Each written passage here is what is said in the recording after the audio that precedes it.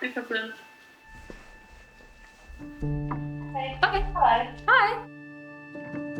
I don't think we can underestimate the importance of home in our lives. The impact of COVID-19, the restrictions on people's movements have placed a huge emphasis on the role of the home. We're home more than ever before. It has to do more for us than ever before. So it was even more critical that we did this research this year.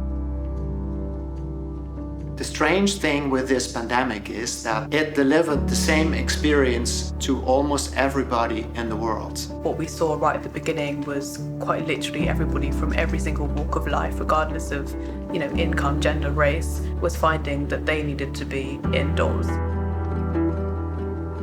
Everybody has had to rethink how they were living and working. And I think people very quickly adjusted to using their homes in a way that allowed them to do all of these things at the same time. The majority of people describe their home as their sanctuary during lockdown. And I think that's not surprising, given that home is where we can feel the safest.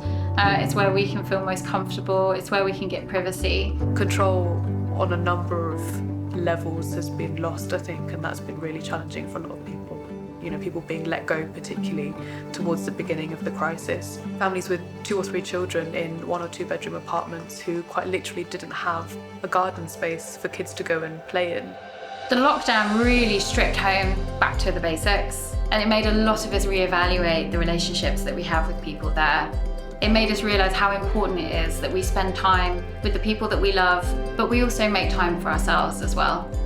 We heard that people want to prioritise space and nature and time, so we're coming up with solutions that will help them redesign some of the spaces they live in to make them work better, to think about how they can bring the outside in, and to really focus on finding time to spend with family and friends. The emotional relationship to the home has become much stronger. We have evaluated our homes and we will now take action. Change what needs to be changed. Keep what can be kept. We're calling this the Big Home Reboot. We want to build on the momentum that people have already started by inspiring them to make the changes they want to make life at home even better. This moment in time has made clear that we need to focus on the home. Existing trends like investing more time in our health and well-being have been accelerated by the pandemic. In the future, our homes will need to become more hybrid. They need to become multi-purpose.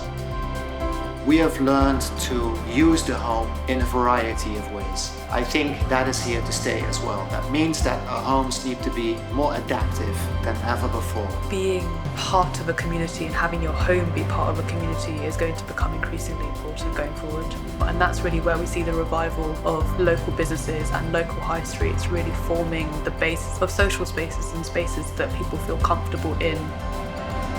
We will probably see that architecture will be incorporating nature in other ways than we see now. Good housing will go further than affordability. We need to have access to light. We will need to have access to nature. We will need to have access to other people. This crisis has really forced us to look at life at home. So let's not lose this moment to make the changes and take the action that we need. This is the time to rethink life at home.